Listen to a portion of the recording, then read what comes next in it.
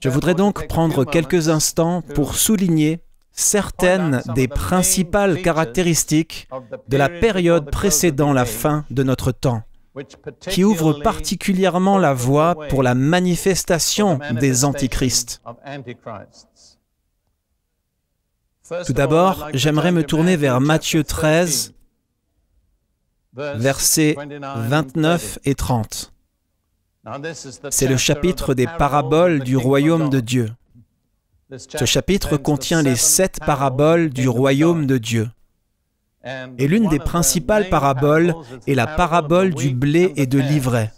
Je suis sûr qu'elle est familière à la plupart des gens.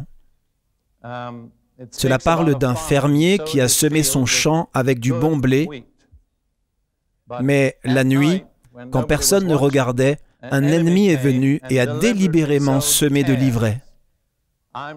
Je ne suis pas un expert en agriculture, mais je comprends que l'ivraie est une mauvaise herbe qui est très proche du blé, au moins dans les premiers stades de sa croissance.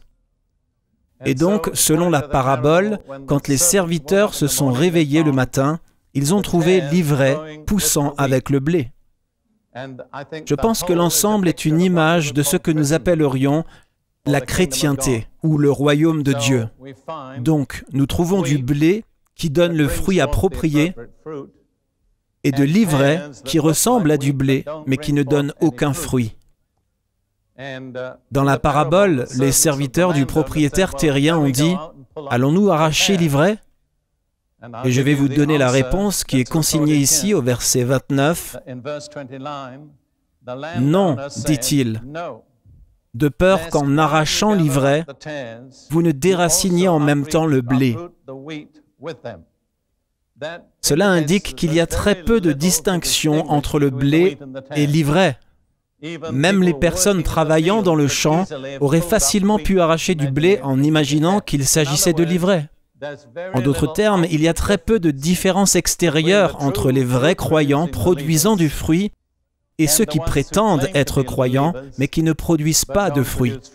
L'ensemble est une image non pas du monde incroyant, mais de ce que Jésus appelle le royaume de Dieu, ou ce que nous appellerions la chrétienté. Puis, Jésus donne le programme de Dieu pour traiter l'ivraie. Il dit « Laissez croître ensemble l'un et l'autre », c'est le blé et l'ivraie, jusqu'à la moisson. Et à l'époque de la moisson, je dirai aux moissonneurs, arrachez d'abord l'ivraie et liez-la en gerbe pour la brûler, mais amassez le blé dans mon grenier. Maintenant, dans l'interprétation de la parabole, Jésus dit que les moissonneurs dans ce contexte sont les anges. Donc, c'est un travail trop difficile pour les êtres humains de trier l'ivraie du blé. Alors Jésus a dit, ce n'est pas ton problème.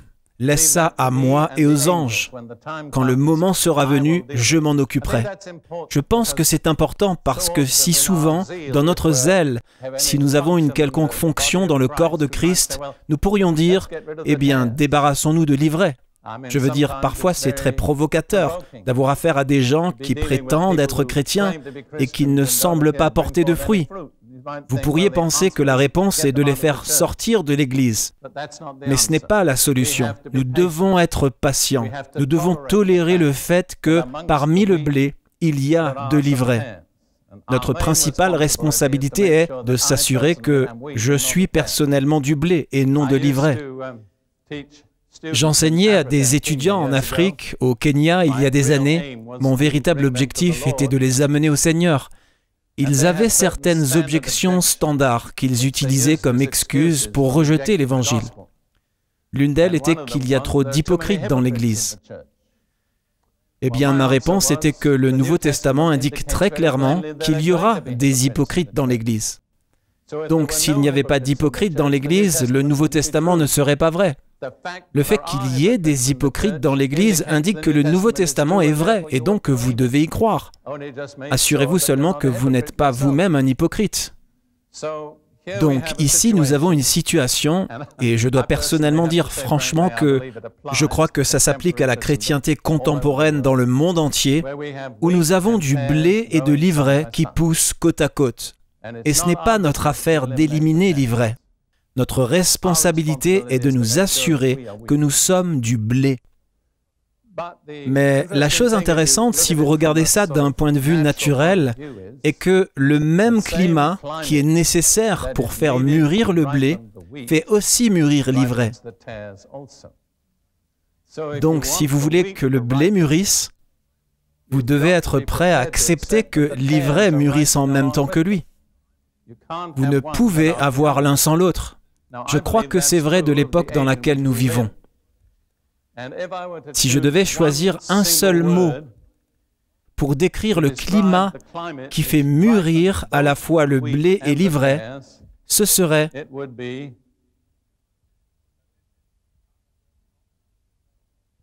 la permissivité. Ce qui, comme j'ai vécu assez longtemps pour le savoir, est une caractéristique étonnante de la période qui a suivi la Seconde Guerre mondiale. Ceux d'entre vous qui n'étaient pas en vie et en pleine forme avant la Seconde Guerre mondiale n'ont aucun moyen de savoir à quel point la Grande-Bretagne est différente de ce qu'elle était autrefois. Si on m'avait dit quand j'étais un garçon d'environ 12 ans, ce que serait la vie en Grande-Bretagne après la Seconde Guerre mondiale, je n'aurais pas pu y croire. Le climat tout entier a totalement changé. Et comme je l'ai dit, le mot que j'utiliserai est permissivité. En gros, on peut s'en tirer avec n'importe quoi aujourd'hui quelque part. C'est vrai dans le monde, c'est aussi vrai dans l'Église. Vous voyez, les gens peuvent faire des choses à l'Église maintenant qu'ils n'auraient jamais pu faire il y a 50 ans. Frapper dans les mains, c'est du jamais vu. Je me souviens être allé à une réunion pentecôtiste en 1941 et les gens tapaient dans leurs mains. J'étais horrifié. Et puis ils ont chanté à partir de livres de cantiques rouges. Et puis ils ont répété des refrains. Je n'avais jamais entendu de refrain avant cela. C'était juste une petite partie de tout ça. L'homme qui était le prédicateur avait été un chauffeur de taxi avant de devenir prédicateur. Et il racontait l'histoire de David, le jeune berger, et du roi Saül. Il était l'un de ces prédicateurs qui croyaient qu'il fallait rendre les choses très vivantes, alors il menait un dialogue imaginaire entre David et le roi Saül. Donc quand il parlait dans le personnage de David, il se tenait sur l'estrade et regardait au-dessus d'un banc. Quand il parlait dans le personnage du roi Saül, il se tenait sur le banc et regardait où il avait été quand il était David. Je suivais juste cette chose, je veux dire, je venais juste de sortir de 7 ans à l'université de Cambridge. Je n'étais pas habitué à ce genre de choses. Alors qu'il faisait un discours passionné en tant que roi Saül, le banc s'est effondré. Et il est tombé sur le sol avec un bruit sourd. Eh bien, vous savez, je pensais, c'est juste une partie de tout ça. Qui sait où tracer la ligne dans un endroit comme celui-là? Depuis lors, croyez-moi, c'était très peu comparé à ce que nous avons vu depuis. La danse. Je veux dire, vraiment, il n'y a pratiquement aucune limite à ce que les gens font quelque part. Je ne suis pas contre ces choses, je fais juste remarquer que ce n'était pas comme ça avant. Le climat a changé. Il a changé dans le monde, mais il a aussi changé dans l'Église. Et en fait, c'est un test de nos motivations. Parce que si vous voulez faire de mauvaises choses, il y a très peu de choses pour vous retenir. Et si vous voulez faire de bonnes choses et obéir aux Écritures, vous pouvez le faire. Il y a la liberté pour les deux, le blé et l'ivraie. Voilà le climat dans lequel nous arrivons à la fin de ce temps.